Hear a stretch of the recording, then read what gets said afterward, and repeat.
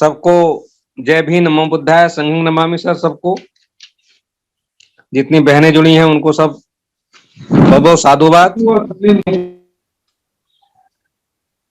बाकी लोग सब म्यूट कर लें सर अपने को ना।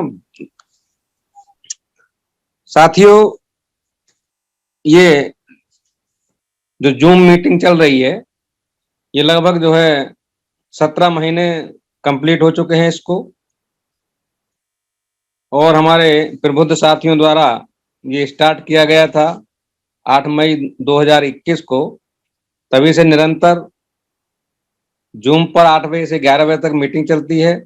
आज तक कभी कोई दिन खाली नहीं गया, और कॉन्सेप्ट 9 से 10 होता है। कुछ दिनों से ये संक्षिप्त कॉन्सेप्ट जो है चला है 8:40 के आसपास से, उसी के तहत मैं अपनी बात रखता हूं। साथियों, यहाँ हमारे लिए जो समर संघ के कुछ नियम बताए हैं, और वो 10 नियम जो गोल्डन रूल्स हैं, वो 10 नियम हैं। उन्हीं के तहत हमको अपनी मर्यादा रखते हुए अपने समर संघ को आगे विकास की तरफ ले जाने का कार्य करना है, जिसमें से पहला है केवल समण। साथियों, समण का अभिप्राय समता से है। दो संस्कृति होती हैं, एक समण और एक बमण।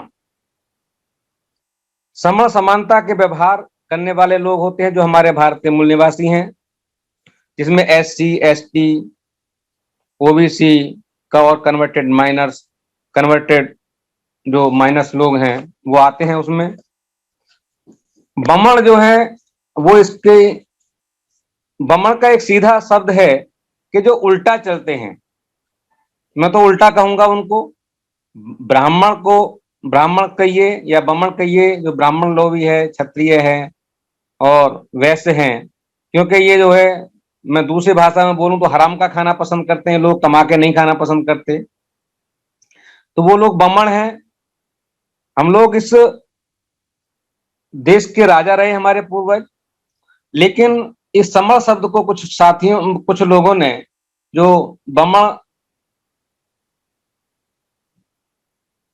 के मानने वाले लोग थे, जो बमण संस्कृति के लोग थे, उन्होंने श्रमण शब्द जोड़ दिया, जबकि श्रमण शब्द जो है एक अशुद्ध शब्द है, हमारे लिए अशुद्ध शब्द है, क्योंकि श्रमण कोई शब्द नहीं होता है। उन्होंने कह दिया कि श्रमण जो श्रम करने वाले लोग होते हैं, ऐसा नहीं था। हमारे लोग डॉक्टर भी थे, इंजीनियर्स भी थे, वकील भी थे, सब राजा भी थे। तो ये हमारे साथ हमारे जो पूर्वज हैं वो सब रहे हैं। तो श्रमण शब्द को हम यूज ना करके उसको समण शब्द में लाना होता है, और समण का मतलब केवल जो समानता से होता है कि हम हर प्रति एक दशा में हम समानता का व्यवहार करें। जो हम अपने लिए चाहते हैं वही दूसरों के लिए भी करें। अब चाहे यश हो या अपयश हो, अपमान हो या सम्मान हो, हानि हो या लाभ हो, गलत समय हो मतलब दुख का समय हो या सुख का समय हो, हमें एक समान विचारधारा रहने की आवश्यकता है। इसी से हमारा समण से तात्पर्य होता है। हमारा व्यवहार हमेशा एक जैसा रहना चाहिए। हम दुख के टाइम में ज्यादा हम दुखी ना हो, और सुख के टाइम में हमें ज्यादा खुशी रहने की आवश्यकता नहीं है। तो इसलिए समण का यही एक तात्पर्य है।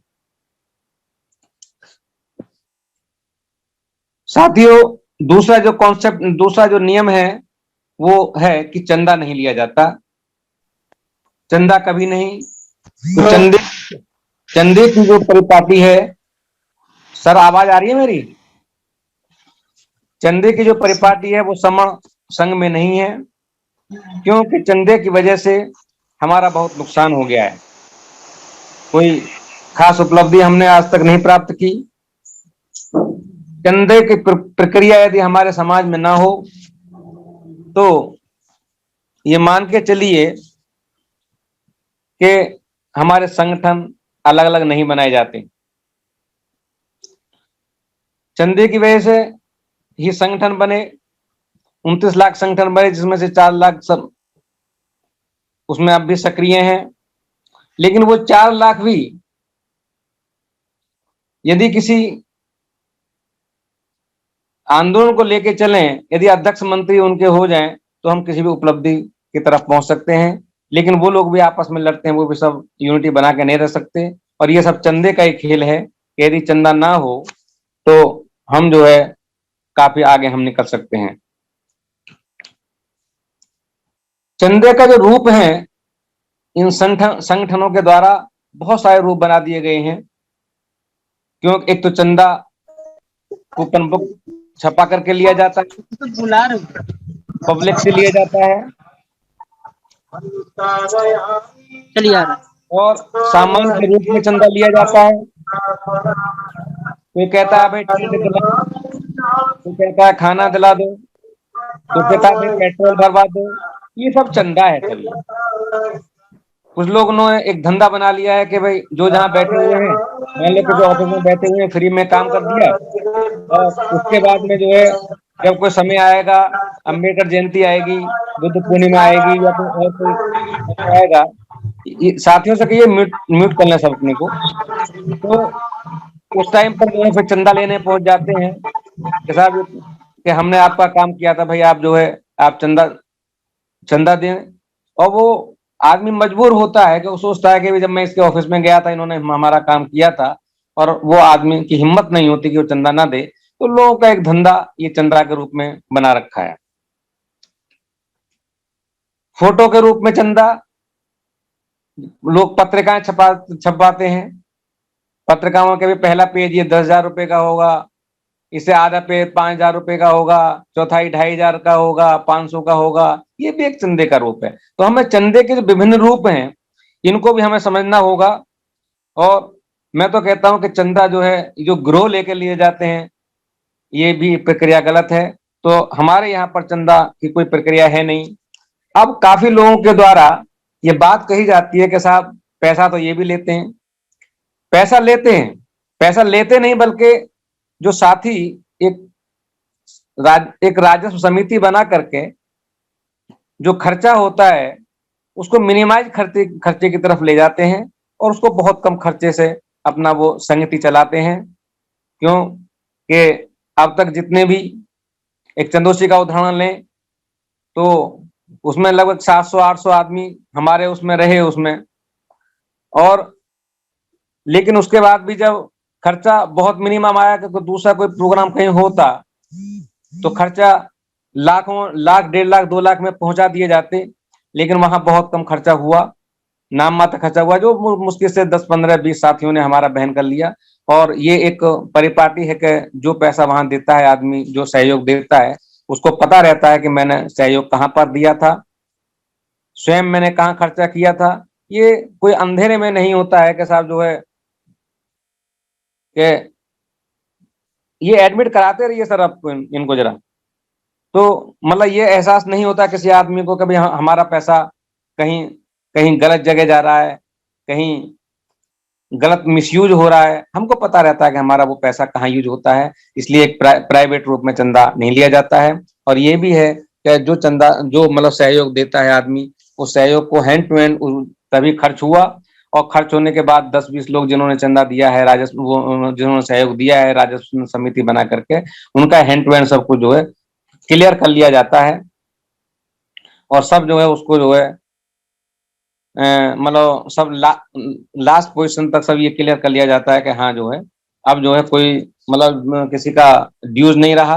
और तो इस तरह से कि चंदा यहाँ पर कोई पब्लिक से नहीं लिया जाता। तो हमें समझना होगा कि हमें विभिन्न प्रकार के चंदों से बचना होगा, ताकि हमारे संगठन न टूटे और हमारा समाज विकास की तरफ जाने का प्रयास करें।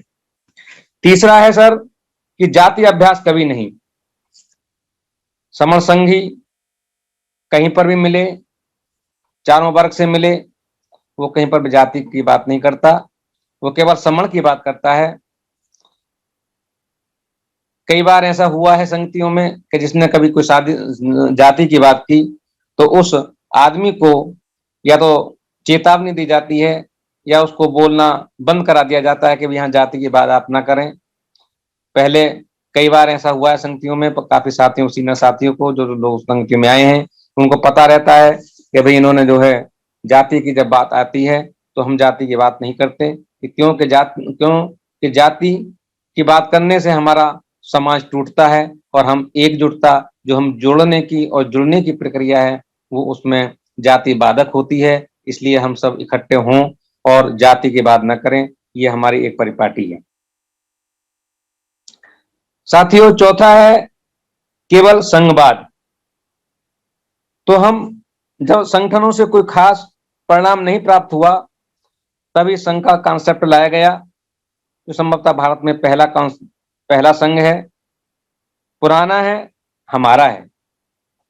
संघ टूटने पर संगठन बनता है और संगठन टूटेंगे तो संघ बनेगा।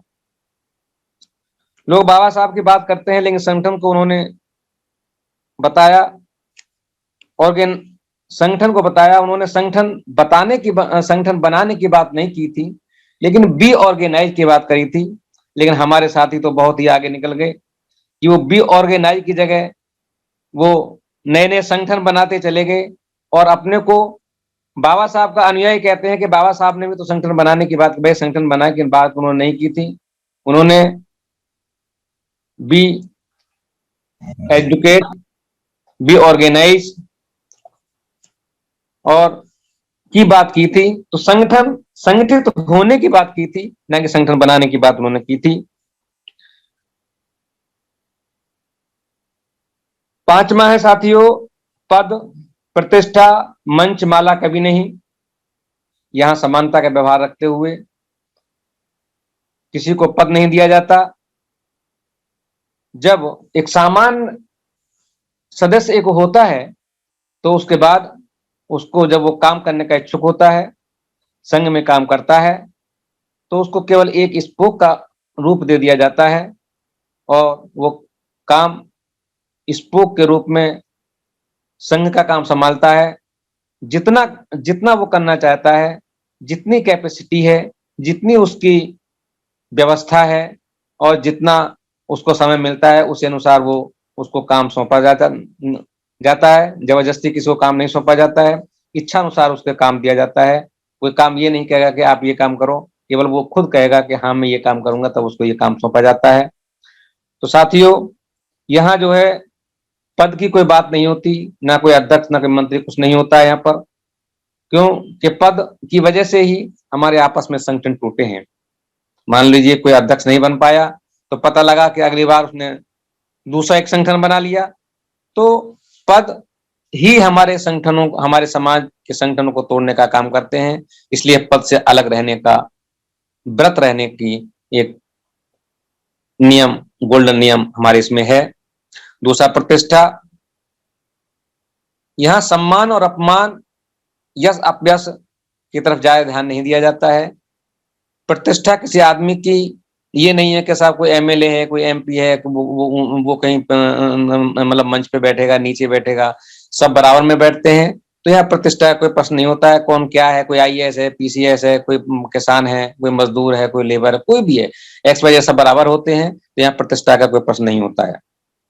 तीसरा मंच। सबको पता है कि सब लोग बराबर, मतलब एक ही जगह बैठते हैं। हाँ, जो चंदोसी में एक संगति हुई थी, उसमें जरूर ये निर्णय लिया गया था कि जो भी आदमी कॉन्सेप्ट की बात करेगा, जो भी नियम की बात करेगा, जो भी संघ की बात करेगा, जो बोलेगा, वहां पर जो है उसको उतने ही समय के लिए एक कुर्सी देने का प्रावधान है, जिसको हम संघासन कहते हैं, जिसका अशुद्ध नाम बाद में सिंहासन डाल दिया गया। सिंह का कोई आसन नहीं होता है, सिंह पर न कोई बैठ सकता है। तो ये संघ का आसन है, जिसे हम संघासन कहते हैं। तो केवल वही एक प्रक्रिया नई डाली गई है इस संघ में। तो कोई मंच यहाँ पर नहीं दिया जाता और जैसे वो बोलना बंद करता है, वो वहां से उठ के अपने पुनः उसी स्थान पर बैठ जाता है और फिर नया आदमी जो कॉन्सेप्ट की बात करता है, वो उस संघासन पर बैठता है। तो संघासन की प्रक्रिया केवल इतनी ही की गई है। तो मंच यहाँ पर टोटली रूप में समाप्त किया गया है। आगे है माला।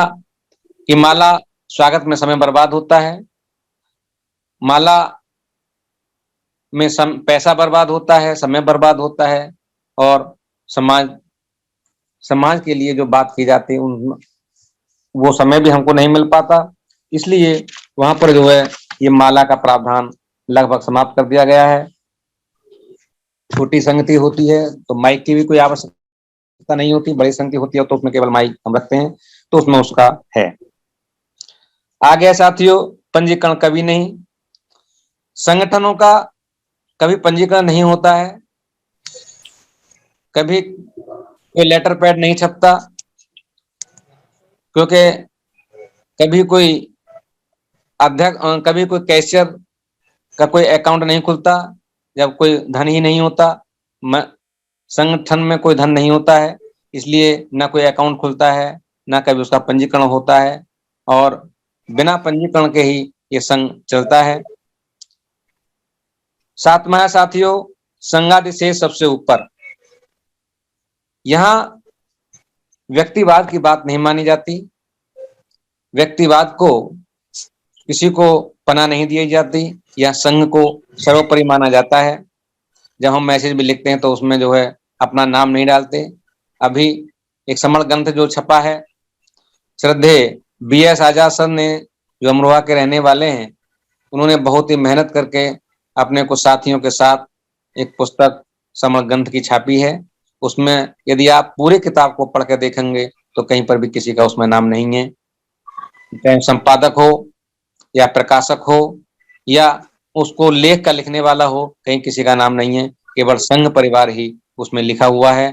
तो इसलिए यहाँ व्यक्तिवादी की बात नहीं होती है। तो संघ का जो सबसे बड़ा आदेश होता है, जो संघ का आदेश होता है साथियों, कोई विपरीत दिशा में जाता है, कोई नियमों के या गोल्डन नियमों के कोई प्रतिकूल चलता है, तो संघ का जो आदेश होता है वो संघ के आदेश अनुसार उनको जो है चिन्हित कर उनको सचेत किया जाता है, उनको चेतावनी दे दी जाती है, उनको सलाह दी जाती है और उनको आगाह कर दिया जाता है कि भाई संघ है, इसमें व्यक्तिवाद की कोई इसमें बात नहीं है। साथियों, आठवां है, संघ राजनीति में कभी नहीं जाएगा। ये कौन है कि यहाँ पर राजनीति में कोई नहीं जाएगा। राजनीति में जाने का इच्छुक है वो, ये साथियों म्यूट कर लें, आवाज आ रही है उधर से। तो जब भी उसकी इच्छा हो वो संघ से अनुमति ले, संघ उसको अनुमति दे और वो राजनीति अपनी कर सकता है, क्योंकि राजनीति भी एक समाज का अंग है, वो भी अलग नहीं है। लेकिन संघ पूर्ण रूप से राजनीति से व्रत लेने का एक गोल्डन नियम बना है, तो संघ कभी राजनीति में नहीं जाएगा, ये निश्चित है। क्यों कि राजनीति एक राजा की नीति होती है और संघ नीति संघ की नीति होती है। इसलिए शब्दार्थ को भी हम यदि लें तो राजा यहाँ पर होता ही नहीं है, यहाँ पर तो भाई संघ होता है और संघ की नीति यहाँ पर चलती है, राजनीति यहाँ पर कभी नहीं चलती। क्यों कि राजनीति में छल कपट झूठ भी शामिल होता है, ये सब राजनीति के आधार हैं। पार्टियों की आयु बहुत कम होती है, वो उसका बचपना भी होता है, जवानी भी होती है, बुढ़ापा भी होता है और समाप्त भी हो जाती है। लेकिन संघ कभी समाप्त नहीं होता, संघ हमेशा चलता रहता है। इसलिए संघ ने एक गोल्डन नियम लागू किया है कि ये कभी राजनीति में नहीं जाएगा। संघातक की वापसी संघ में कभी नहीं। यदि कोई संघ के प्रतिकूल कोई बात करता है, संघ को उससे नुकसान होता है, संघ में कोई विघटन होता है, तो उस आदमी के लिए, उस संघी के लिए संघ ही नियम बनाएगा और जो भी उसको जो है आदेश दिए जाएंगे, उन आदेशों को उसको मानना होगा। और यदि इतना बड़ा घातक यदि उसने कोई कदम उठाया है या संघ के लिए बहुत घातकी है, आतंकी है, तो वो पुनः संघ में नहीं जाएगा। हालांकि ऐसा कोई निर्देश या ऐसा कोई आदेश अभी तक हमारे संघ में नहीं हुआ है, आगे जो भी होगा देखा जाएगा। तो साथियों, ये 9 नियम हो गए और 10वां जो नियम है उसमें जो 9 नियम विनय संघ के आधार हैं, ये ये प्रण है कि कभी ये नहीं बदले जाएंगे, ना कभी खत्म किए जाएंगे और कभी अमान्य भी नहीं किए जाएंगे। तो ये मैंने एक कॉन्सेप्ट आपके साथ में रखा। सबको मेरा जय भीम, नमो बुद्धाय, सबको संघं नमामि।